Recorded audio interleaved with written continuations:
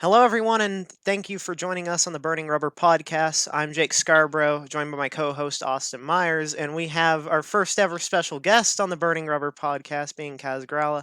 Kaz, how you doing today? I'm doing well. I'm glad to be here with you guys tonight. It means a lot that you're here with us. So, as like any other podcast, we've got some questions for you. So, we'll kick off with the first one. When when your experience came around earlier this year with the Daytona Road Course, how'd you feel about that entire weekend? You said you had no time on the simulator or anything like that. Like, what was your mindset? Well, I mean, of course, I felt a little bit unprepared, and it was certainly something that came together quickly and last second. So I was not expecting it by any means. So that definitely added to a little bit of the excitement, but also the pressure of the weekend. But I was pretty happy about the fact that I thought you spend your whole life growing up racing all these different cars trying to make it to the top, and the goal is to make it to the NASCAR Cup Series. So you think about it for years about how nervous you would be to finally Mhm. get your shot in the Cup Series. So I thought I was going to be super nervous, but I was really happy to be there that weekend and realize I didn't have any nerves about it at all. It was almost more like being at peace. Like I felt like, okay, I can take a deep breath now. I've worked my whole career to try to get here, and I finally made it.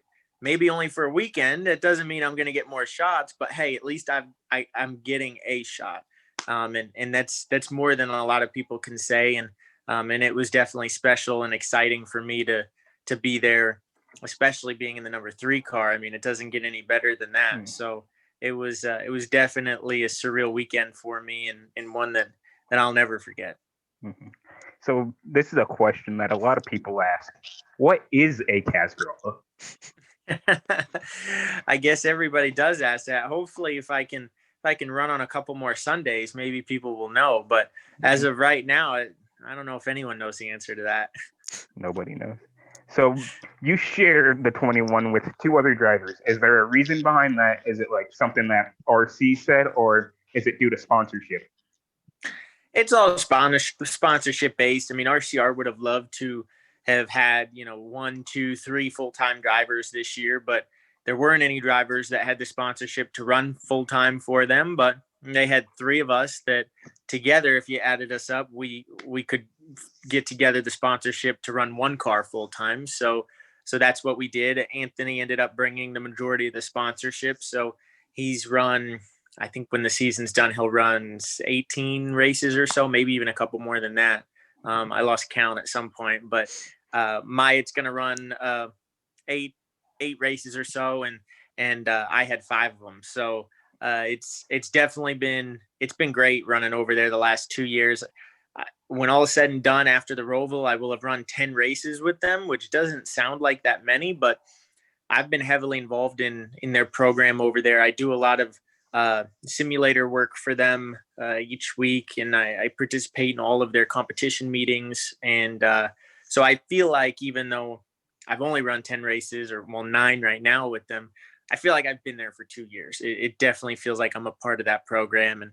And even since Daytona, the Cup side has had me help them a little bit on the simulator work. Just this past week, I was on the simulator for the three team, helping them get ready for the Roval, and running some fuel saving strategy testing for them for the race this weekend in Las Vegas. So they definitely utilize me as much as they can, and I use that to my advantage, because any more experience that I can get at the team, and more knowledge that I can be a part of their program with, then I certainly do so. Mhm. So another question is, does 2017 at Canada, does that race still haunt you with Austin Cendric? It certainly does.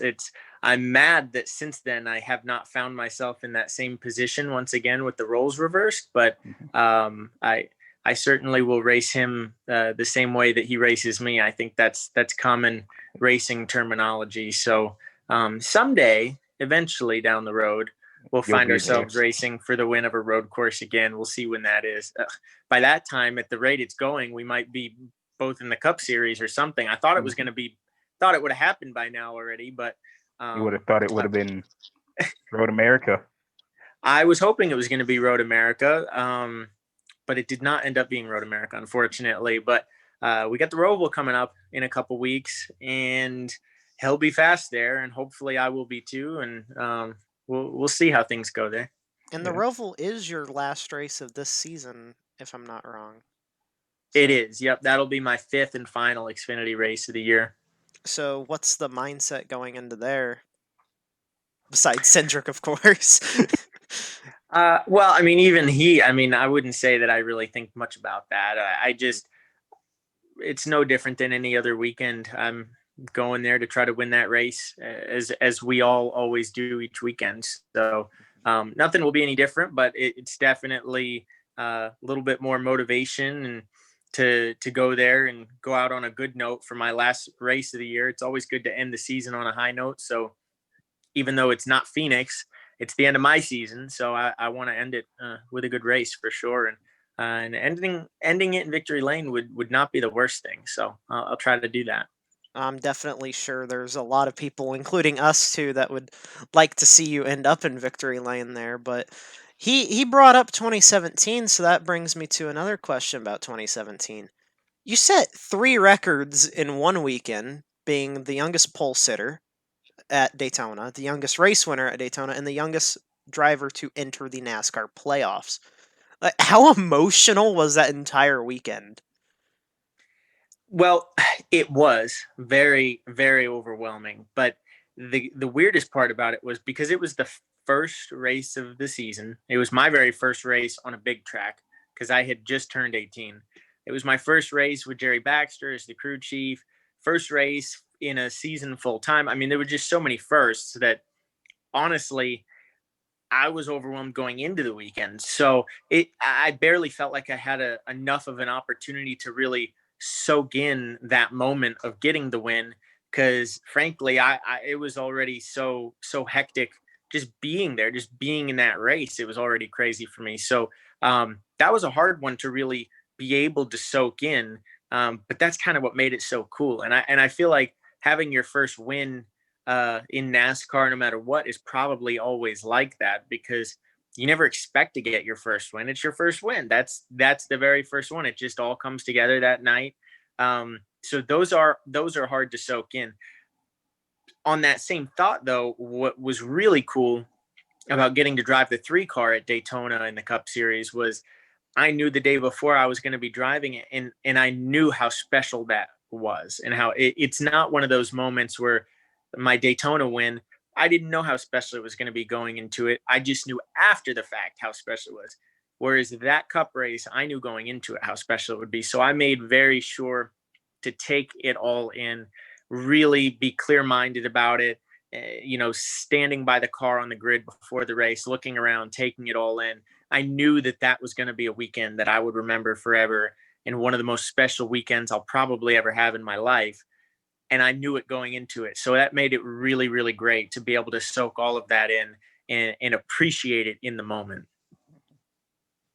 Yeah, and as you mentioned with the 3 car, that especially with Daytona being the track that you got to drive it at, and for a first for everyone, you came out of that race with a P7 finish, and some people that have been in there for years in the Cup Series didn't even finish that high that race, and that's a huge opportunity. And would you say that kind of put your name out there for team owners for next year? I think it did. And certainly going into that weekend, I never would have imagined that would be the case because, I had realistic expectations for it. I didn't think I was going to go out there and get a top 10. I thought I'd go out there and get a mid-pack finish, and I'd have been thrilled with that. Still would have been the biggest weekend of my life to go do that.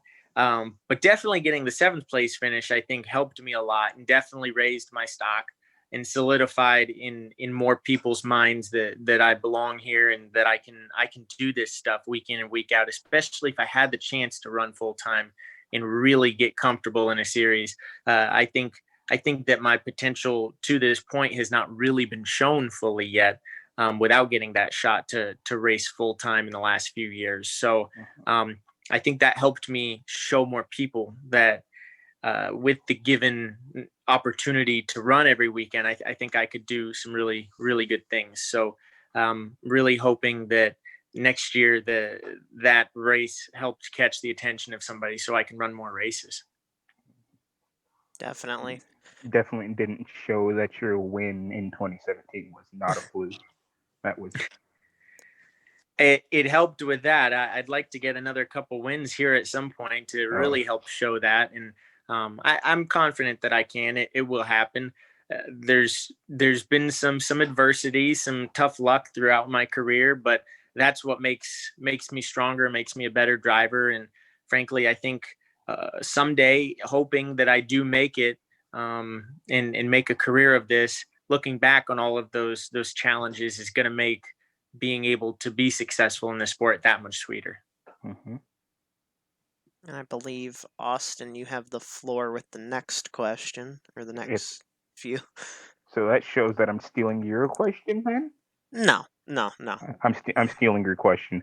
Oh. So 2018 was probably an emotional year for you with JGL shutting down and then you coming back up with Fury in the 61.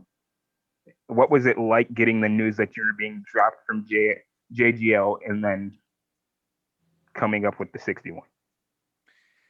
Well, that was definitely a tough week and one that I didn't exactly see coming. I thought that I was going to run full time for JGL that year. So I kind of went into the year and went into each race with a full season mindset. That was the plan.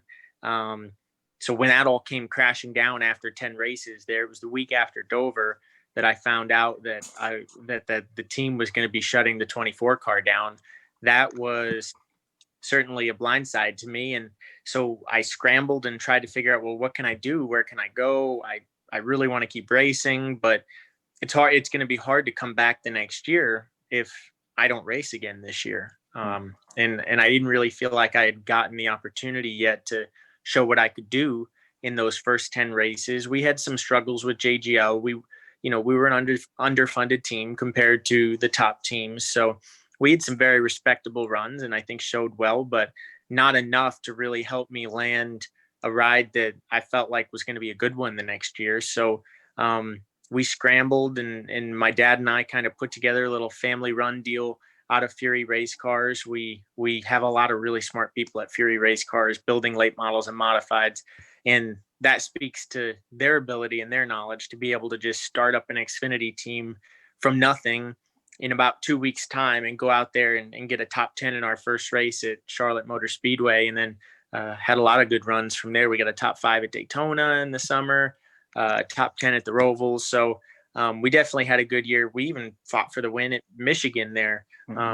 We came up short. The timing of it was unfortunate with the way the rain fell, but heck, we were probably 10 minutes away rain wise from having been able to win that race. So it was a good year. And really that's what led me to be able to be at Richard Childress Racing the last 2 seasons. And as we've seen with the crazy development and bizarre circumstances about me driving the 3 car, things really just kind of fell into my lap there. And honestly, for the first time in my career, I feel like I can say with confidence that I was in the right place at the right time. Most of my career, I feel like I've been in the wrong place at the at the wrong time. But lately things have been going well, and hopefully that's going to continue into next year. So the next question's kind of a fun one. Your scenario, you have a cup team or a team in any series in NASCAR. You have 1 to 4 drivers you can pick from any timeline in NASCAR history. Who would you pick to be your all-star team? All right. Well, I'm gonna have to have Jimmy Johnson drive for me. He's always been my favorite driver growing up. Actually, I really started paying attention to NASCAR back in the era where he was winning those 5 championships in a row. So it was hard to look at the series and not think that he was the coolest thing ever. So he's always been my personal favorite. I think I'd have to get Kyle Busch too. Obviously, he gets a lot of wins. So if I'm an owner and I need championships and wins, I'm looking at Jimmy to get those championships for me and Kyle to get those wins. So I think that'd be a pretty strong team. Definitely a tough one to beat. That Mhm. would be, considering both have championships. Johnson with 7. Sadly, this being his Final final year. year. But hey, at least you get to say that you race or you watched him win those championships, and now you get to say you were on the track at the same time as Jimmy. And Mhm. how Yeah, does it feel, kind of just racing out there with these guys? that was really the coolest part of that race, honestly. When Jimmy announced his retirement at the beginning of this year, I was so disappointed because I really always wanted to get to race against him. And I knew that with him announcing that I was running a part-time Xfinity schedule this year, I figured that wouldn't happen. That was the end of that opportunity for me. So to be able to get that one random race that was so unexpected to get to race against him was really, really cool. Mhm. And of course, he beat me. I think he finished third or fourth in that race. But it was pretty cool just to be on track with him. And at the end of the Mhm. race, I could see him ahead of me. Couldn't catch him, but I could see him. I was within eyesight, and that was definitely a cool moment to know that this guy that I've looked up to my entire life and have watched on TV since I was a little kid. You know, I'm couple 100 feet behind him on the racetrack and keeping up pretty well. So that was pretty cool. Back to what you said about Jimmy and finishing ahead of you. Actually, that race Jimmy got DQ'd, so you could actually say that you beat Jimmy Johnson. I guess he was still ahead of me, so it's hard Yeah, to feel that good about it. But it's hard to feel um, that good about it, but It's just there. it's still there if you wanted it. All right. The next question being, you talked about you raced at a young age and you watched NASCAR and all that back when Johnson was the top guy. What was really the factor that made you start racing? well, what made me start racing was just simply I started racing in a go kart same time I started every other sport just to see what I liked. Mhm. But the only reason I was familiar with racing was because my dad used to race in sports cars, actually, what are now Daytona prototypes. DPOs. So your typical Boston kid does not hop in a go kart along with every other sport. That doesn't usually happen. But for me, it was a little more normal since my dad raced. Mhm. And really, the biggest thing is my parents just wanted me to stick with what I wanted to do, with what I loved. And there was no doubt that I was better at racing than I was the other sports, and I liked doing it a lot more than the other sports. So Mhm. after a couple of years, it wasn't that hard of a decision for me to say, hey, I think I'm going to start spending more time doing this and less time doing that stuff. I'll stick with this. Mhm. And we understand you're on a schedule right now, so we'll wrap up with the questions. Austin, I believe you've got a few you'd like, and then I've got one more after that to round it off. All right. Let's see. Do. So, is there anything you necessarily regret in your career from maybe a bad finish or something that happened on track? Hmm. That's actually a really good question. I guess the race that's kind of stuck out in my mind for a little while that kind of bothered me was I finished second at Dover in a truck to Johnny Sauter, Uh, and uh, about a year after or so is when I really started thinking like, man, if I knew what I knew now in a race car, if I was as good as I was now, I definitely would have gotten him. I should have been able to get him, but that I struggled to pass him that day. So I had to settle for second. But I've always looked back at that and thought, I think I could have won it if I knew what I knew now, and certainly if I was able to win that race at Dover, I think it would have been different for my career. I think it would have definitely helped to be able to say that I had 2 wins that year instead of just one. And who knows how that would have changed things from there. But mhm. as I mentioned before, honestly, it's been a weird path for me. It's definitely not been normal, but I can't say that I would necessarily change it because right now things have started to fall my way a little bit lately. So I'm just hoping that stays that way for as long as it takes to be able to get in a car full time. Mhm. Another question is, what would be the advice you would give to any young driver if they wanted to start racing or are racing and don't know already? Well, honestly, the best advice I feel like I could give somebody who's just starting out in racing is really stick with it. If it's what you're passionate about, really work hard at it and put your time into it, and don't think that things can't work out for you. They always can. You don't necessarily have to have a lot of family money. You can absolutely get here without it. But I do think one of the most important things in this sport are sponsors. So I think there are a lot of drivers coming up that only want to do the racing part, or they only care about the racing part. And the truth is, if you're going to make it here, you have to care about the sponsorship part Mm-hmm. too. It's certainly an important aspect of our sport. So any young driver who loves racing and is a little bit business savvy and willing to put in the work to try to manage the sponsor relationships, you can make it here. And I hope you do. I'll get to race you soon. And to wrap it up with the final question, um, you know, it, you've been racing for basically your entire life, and we're proud to see and happy to see that you're out there and you got that opportunity at Daytona. But after this phone call, or after the Zoom call, should I say, uh, what does the future have in store for you? Oh, well, I wish I knew, because that would mean that I know. But I don't at this moment. I've got a lot of things on the table for next year, a lot of different options and offers to weigh. So I'm excited for the future. I'm hopeful for the future.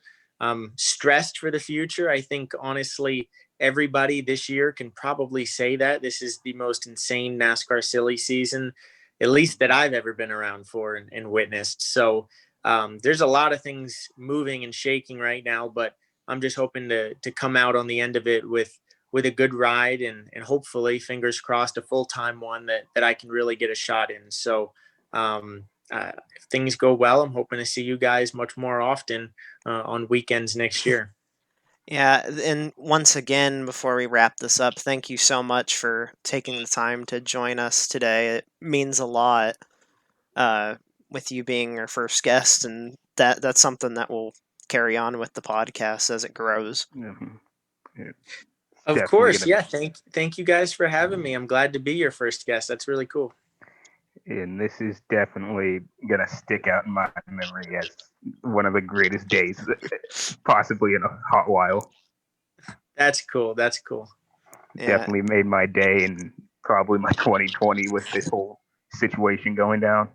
Well, I'm glad I could make this year for you, because it's been a tough and weird year for everybody, right? Mm-hmm. so that wraps it up with the Burning Rubber podcast. Thank you all for joining us on this week's episode. Kaz, thank you again for joining us, and good luck in the rest, or in at the Roval at least this season, and with the future you have ahead of you with 2021 and so on. And hopefully we get to talk to you again on here. Yeah, hopefully. Thanks, guys. Thank you. And that wraps it up. So thank you everyone for joining us, and we'll see you next week.